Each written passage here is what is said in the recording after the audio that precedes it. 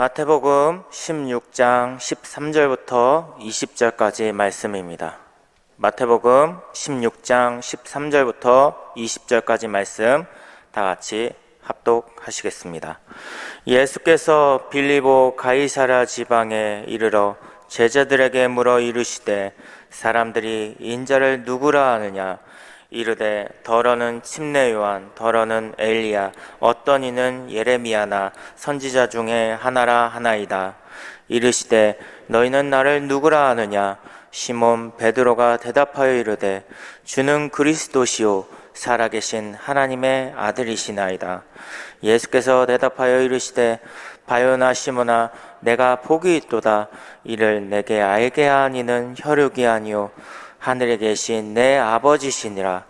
또 내가 내게 이르노니 너는 베드로라. 내가 이 반석 위에 내 교회를 세우리니 음부의 권세가 이기지 못하리이다. 내가 천국의 열쇠를 내게 주리니 내가 땅에 무엇이든지 매면 하늘에서도 매일 것이요 내가 땅에서 무엇이든지 풀면 하늘에서도 풀리라 하시고, 이에 제자들에게 경고하사 자기의 그리스도인 것을 아무에게도 이르지 말라. 아멘. 할렐루야. 봉독해 주신 마태복음 16장 13절로 20절 말씀 가지고 너희는 나를 누구라 하느냐, 이런 제목으로 함께 은혜의 말씀 나누기 원합니다. 오늘 본문 말씀 가운데 특별히 우리 18절을 한 번 더 보겠습니다. 18절 시작. 또 내가 네게 이르노니 너는 베드로라. 내가 이 반석 위에 내 교회를 세우리니 음부의 권세가 이기지 못하리라. 그랬습니다. 한번 따라할까요? 내가 이 반석 위에 교회를 세우리니. 예수님이 이 말씀을 하셨거든요.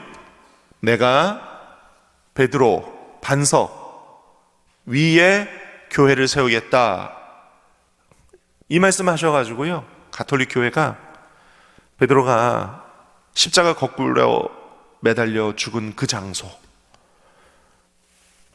여기에 베드로가 십자가에 거꾸로 매달려 여기 순교당했어 라고 하는 그 장소에다가 거기다가 베드로 성당이라고 성당 짓고, 거기가 지금 바티칸입니다. 예수님께서 내가 반석 위에 베드로 위에 이 교회를 세우겠다 하셨으니까 거기다 그냥 세운 거예요. 그러니까 가톨릭의 입장에서는 그 베드로 성당이야말로 예수님의 말씀 그대로 세운 성당이고 교회다. 여기가 말로 교회의 원조고 여기가 진짜고 여기가 제일 중요한 교회다, 이렇게 얘기하고 있거든요, 지금까지도. 그런데요, 과연 예수님은 베드로야, 반석아, 내가 네 위에 교회를 세우겠다, 그리고 그 교회가 음부의 권세를 이기는 교회가 되게 해주겠다, 이렇게 말씀하신 게 지금 그 바티칸, 이탈리아 로마에 있는 그 바티칸, 거기만 말씀하시는 걸까요? 거기만? 아니요. 주님이 말씀하신 이 반석 위에 내가 교회를 세우겠다 하신 그 이야기는, 반석이 뭐냐면 베드로 위에, 베드로가 죽은 그 자리 위에 교회를 세우는 걸 말씀하시는 게 아니고, 베드로가 신앙 고백한 그 반석과 같은 신앙 고백, 그 신앙 고백 위에 내가 교회를 세우겠다, 이 말씀이셨거든요. 한번 따라할까요? 베드로의 신앙 고백과 같은 신앙 고백 위에 하나님의 교회를 세우겠다, 이 말씀이셨거든요. 믿으십니까?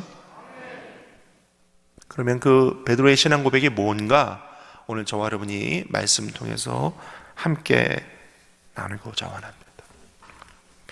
여러분, 우리가 예배 때마다 신앙 고백 하나 이렇게 드리죠? 그쵸?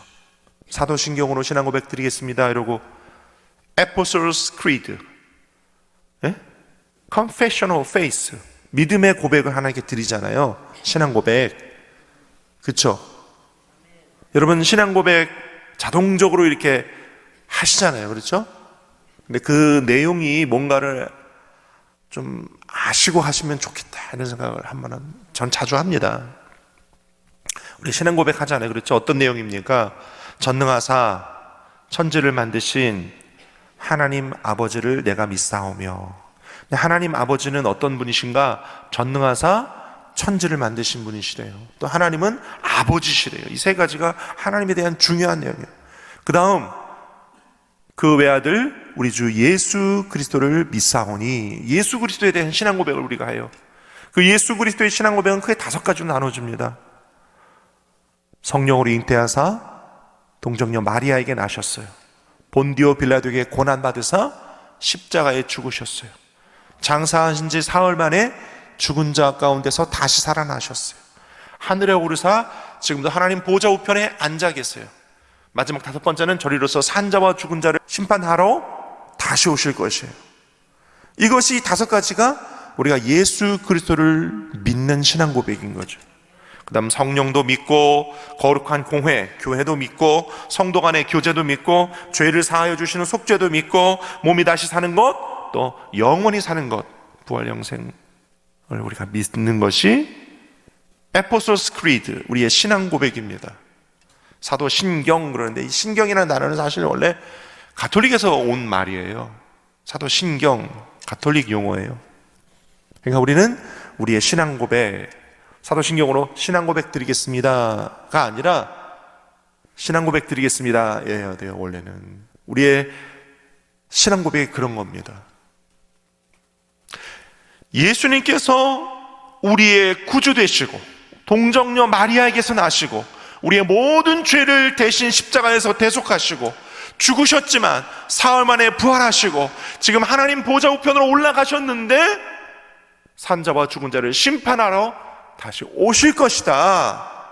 이것을 믿는, 이 예수 그리스도에 대하여 믿는 저와 여러분의 신앙 고백 위에 주님께서는 교회를 세워주시겠다는 거예요. 할렐루야.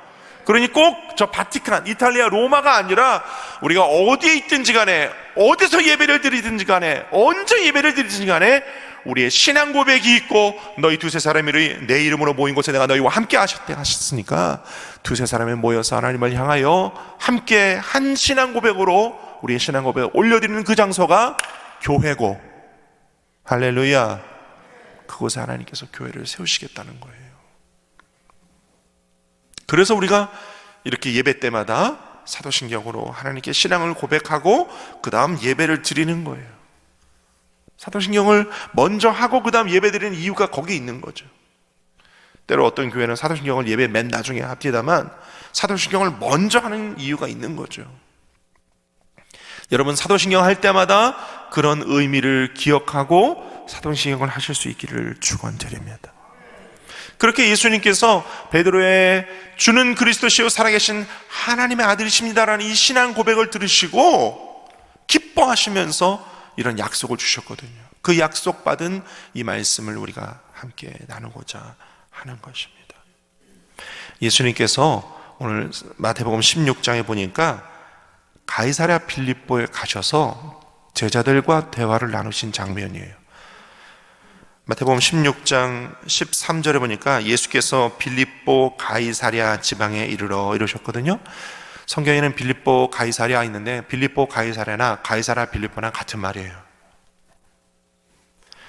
제가 말씀 준비하다가 아주 흥미로운 내용을 발견하게 됐어요. 가이사랴 빌립보에 관한 이야기인데요. 가이사랴 빌립보라는 동네가 빌립보라는 동네인데 가이사랴 빌립보래요. 무슨 뜻이냐면 가이사가 뭐냐면 당시에 로마 황제를 말합니다. 케사르 아우구스투스 가이사. 예수님께서 동전을 보시면서 누구의 그림이 그려져 있느냐? 가이사의 것입니다. 그러면 가이사의 것은 가이사에게 이 말씀하신 그 가이사 로마 황제 가이사. 로마 황제 가이사의 신전이 세워진 곳 빌립보, 이게 가이사랴 빌립보의 뜻입니다. 가이사랴 빌립보가 빌립보라는 도시가 있는데 거기에 가이사의 신전이 세워져 있구나 라는 뜻이에요. 빌립보가 당시에 두 군데가 있었답니다. 빌립보라는 도시가 두 개 있었는데 그 중에 가이사의 신전이 세워진 곳 빌립보, 이게 이스라엘 지역에서 예루살렘 다음으로 큰 도시였대요. 가이사의 신전이 세워진 곳 빌립보는요, 로마 황제 가이사가 헤롯 왕에게 선물로 준 도시래요. 오늘부터 헤롯 왕, 당신이 이 빌립보의 분봉 왕이요, 여기서 왕노릇 하시오 하면서 선물로 준 도시 빌립보. 그래서 헤롯 2세, 헤롯 왕의 아들인 헤롯 2세가 아버지에게 이 도시를 선물로 준 그 가이사를 기념하기 위해서 가이사리아, 가이사의 성전을 거기다 지었어요. 이게 무슨 말이냐면 당시 로마는요, 팍스 로마나라고 그래서 가이사 아우구스투스 시대부터 200년 동안 3대 황제가 온 세계를 정복하면서 가는 데마다 가이사 황제의 신전을 세웁니다. 무슨 뜻이냐면 로마의 황제를 신성시하는 거예요. 그래, 너희 나라 정치, 경제, 사회, 문화 모든 제도를 우리가 다 인정해 줄게. 하지만 종교 하나만큼은 로마 황제가 신이 되어야 돼. 이 정책을 썼어요. 이게 팍스 로마나예요. 그러니까 빌립보에도 가이사 황제의 신전을 세웠어요. 로마 황제를 우상화했던 것입니다. 모든 사람들이 로마 황제를 신으로 여겨야 했어요. 로마 황제만이 당시의 유일한 신이었던 것입니다. 그런 상황이에요. 예수님께서 가이사리아 빌립보에서 제자들과 대화를 나누시는 시대, 그 상황이 이런 상황이에요. 모든 사람들이 로마의 황제를 신으로 여기고 가이사리아 빌립보, 지금 예수님과 제자들이 함께 있는 그 도시에 로마 황제를 신으로 여기는 신전이 세워진 그 동네예요. 거기서 예수님과 제자들이 대화를 나눠요. 두 가지 대화를 나눕니다. 첫째, 사람들이 나를 누구라 하느냐? 예수님께서 물으세요. 사람들이 나를 누구라 하느냐? 제자들이 대답합니다. 사람들이 예수님을 이렇게 얘기합니다. 첫째는 침례 요한이라고 합니다. 여기서 말하는 침례 요한은요, 침례 요한은 이미 헤롯 왕 시대에 죽었잖아요. 그렇죠? 헤로디아 딸 때문에 잔치에서 춤을 추고 내가 너에게 선물 주기를 원한다. 뭘 원하느냐? 침례 요한의 목을 원합니다. 이래서 침례 요한이 목뱀을 당해 죽었어요. 죽었습니다. 근데 사람들이 예수를 보고 저 사람이 부활한 침례 요한인가 보다 이렇게 생각을 합니다. 그래서 사람들이 예수님을 부활한 침례 요한이라 합니다. 이렇게 얘기해요. 둘째, 제자들이 또 예수님께 얘기합니다. 사람들이 예수님을 엘리야라 합니다. 엘리야는 어떤 사람이죠? 성경에 유일하게 두 사람 나옵니다. 에녹과 엘리야. 죽음을 보지 않고 하늘로 들림받은 사람. 아, 그래, 하나님의 사람인데 엘리야만큼 능력 있는 사람. 또 엘리야는 어떤 사람입니까? 바알과 아사라 우상 제사장 850명을 영적 싸움을 싸워 불로 이기고 죽인 사람 아니에요? 그러니까 사람들이 예수님을 엘리야라 합니다. 이렇게 얘기합니다. 세 번째, 사람들이 예레미야라고 합니다. 또 예레미야나 선지자 중에 하나라고 합니다. 예레미야 선지자죠. 또 여기서 말하는 예레미야나 선지자 중에 하나라고 합니다. 이스라엘 사람들이 말하는 선지자는 대표적으로 모세를 말하는 거예요. 그러니까 사람들이 당신을 예레미야 또는 모세라고 합니다. 자, 그런데 여러분을 묻습니다. 침례 요한도 엘리야도 예레미야도 모세도 선지자도 다 신이에요? 사람이에요? 사람이죠. 예수님께서 제자들에게 물으세요. 사람들이 나를 뭐라고 하느냐? 침례 요한이라고 합니다. 엘리야라고 합니다. 예레미야라고 합니다. 선지자 중에 하나라고 합니다. 그런데 예수님께서 한 걸음 더 나아가 물으세요. 너희는 나를 누구라 하느냐? 사람들이 보기에 나를 예레미야다, 엘리야다, 침례 요한이다 이야기하는데 너희는 나를 누구라 하느냐? 베드로가 대답합니다. 주는 그리스도시요 살아계신 하나님의 아들이십니다. 그리스도, 우리 한국어 번역 성경에는 그리스도인데 헬라어 원문을 보면 크리스토스, 이스라엘 말 히브리어로 바꾸면 메시아. 베드로가 고백합니다. 당신은 메시아입니다. 하나님의 아들입니다. 여러분, 이게 무슨 얘기냐면요, 빌립보 가이사랴 빌립보에서 사람들이 모여가지고, 예수님과 제자들이 있었잖아요. 사람들이 모여가지고 거기서 그 중에 한 사람인 예수님을 향하여 당신은 메시아입니다, 이게요, 비슷한 다른 상황으로 비유를 하자면 이런 겁니다. 요즘 시대에 팍스 로마나와 비슷한 나라가 우리 요즘 시대에 하나 있죠? 우리 위의 나라? 그건 나라도 아니야, 사실은. 원래 따지면. 그 정치 집단이 있어요.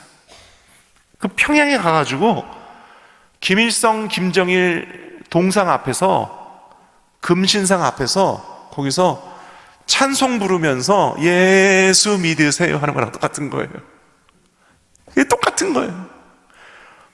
팍스 로마나 시대에 가이사랴 빌립보에서 사람들이 제자들이 모여가지고 예수님을 두고 주는 그리스도, 크리스토스, 메시아시요 하나님의 아들이십니다, 이 고백하는 거는요, 지금 저 평양에 가가지고 김일성, 김정일 그 동상 앞에서 거기서 예수 믿으라고 전도하는 거랑 똑같다는 거 아니에요?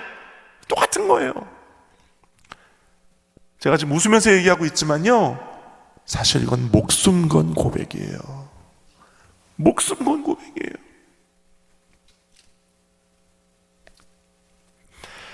로마 시대에 로마 황제를 신으로 여기지 않는 사람들을 죽이는 형벌이 있었어요. 그게 십자가예요. 로마 황제를 신으로 여기지 않는 사람들을 죽이던 그 형벌 제도가 이 십자가였어요. 그래서 유대인들이 저 예수를 십자가에 매다시오 할 때 본디오 빌라도가 그래, 십자가에 매달아라, 그렇게 된 거였어요.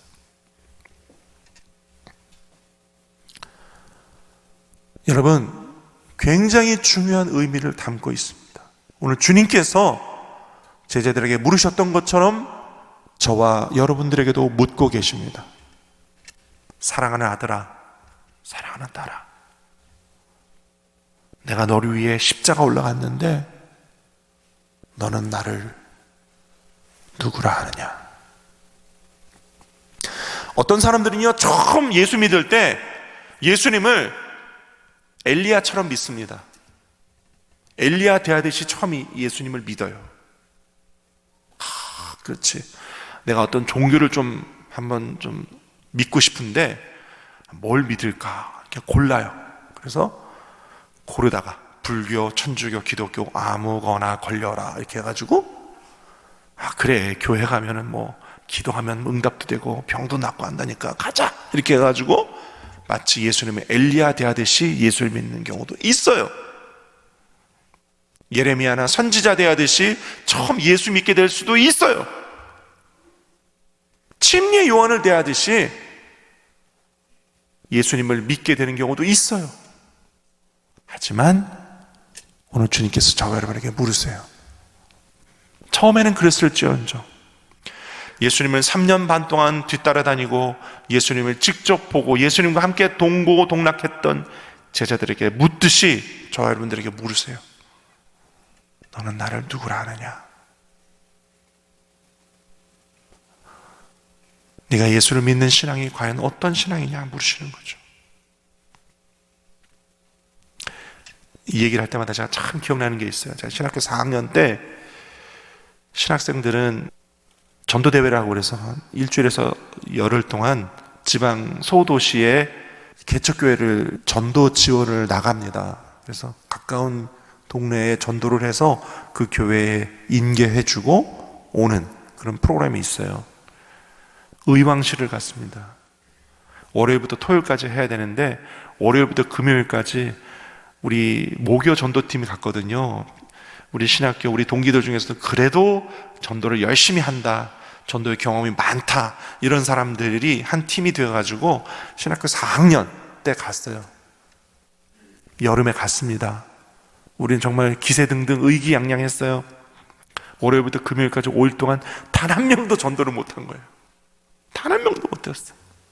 그랬다가 토요일 날 그 교회 담임 목사님께서 아침 식사를 하시면서 5일 동안 그래 정말 전도에 능력 있다 한 신학생들이 와서 했는데 5일 동안 단 한 명도 전도에 성공을 못하니까 그분이요 개척한 지 3년 만에 성도 주일 출석 300명을 만드신 그런 교회였거든요. 그런 목사님이셨거든요. 그 목사님이 토요일 날 아침에 아침 식사를 하시면서 이러세요. 오늘은 전도를 할 생각하지 말고 그냥 데려와. 그냥 데려와. 그러면 내가 알아서 전도할게. 그냥 데려와. 이러시더라고요. 좀 답답했는지 그런 말씀을 하시더라고요.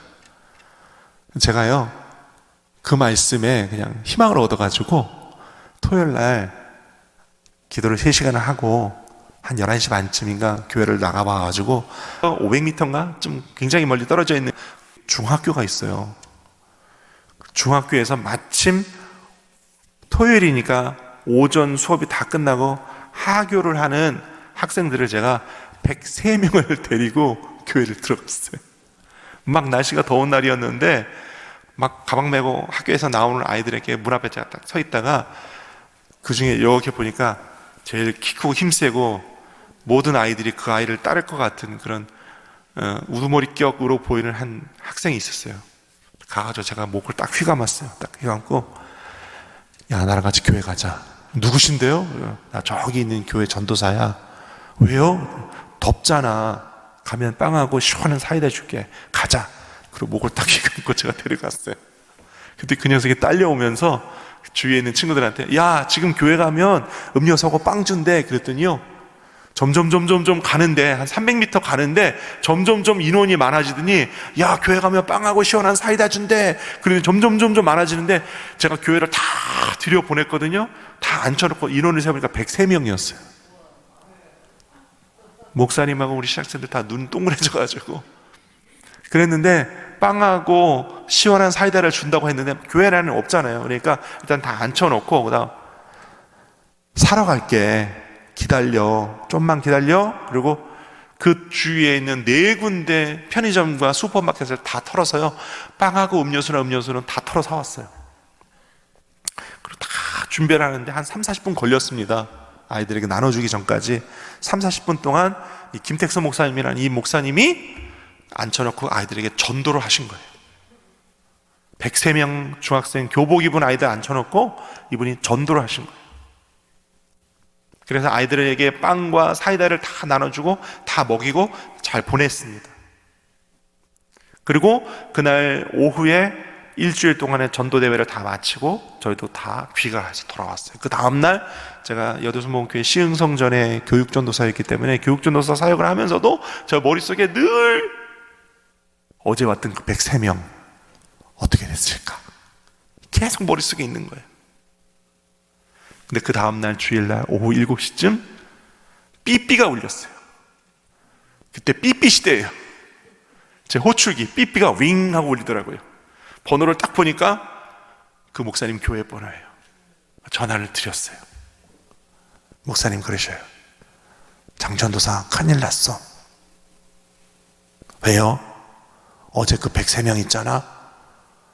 오늘 60명 넘게 교회로 왔어 주일날. 할렐루야. 근데 저는 이미 그때 여도순복음교회 교육자 신분이었어요. 장전도사가 책임져야 돼. 빨리 와. 목사님 죄송해요. 못 가요. 빵과 사이다 때문에 온 아이들이었지만 그 뒤로 목사님께서 좋은 교회학교 전도사님을 청빙해서 그 전도사님으로 인해서 그 많은 아이들이 나중에 고정 출석 40명이 넘는 아이들이 부서가 됐다고 그래요. 중고등부 그 교회에. 그렇습니다. 누구든 처음에는 빵과 사이다 때문에 교회를 처음 올 수는 있어요. 병 고침받기 위해, 가정의 문제, 자녀의 문제 때문에, 물질의 문제 때문에, 다른 어떤 이유로 처음 누구든 그렇게 교회를 출석 시작할 수 있습니다. 하지만 주님은 우리의 신앙 고백을 원하세요. 따라하실까? 주는 그리스도시요, 나의 메시아시요, 하나님의 아들이십니다. 본질적으로 우리의 신앙 고백 가운데 그 고백이 있을 때 주님은 우리의 그 신앙 고백 위에 교회를 세우시고 하나님의 나라를 이루실 줄로 믿습니다. 오늘 우리가 그 신앙 고백이 있어야 돼요. 교회는 그 신앙 고백 위에 세워지는 것입니다. 어떤 사람 위에 세워지는 게 아니에요. 어떤 조직이 위에 세워지는 게 아니에요. 그래서 교회는 어떤 한 사람의 것이 아니에요.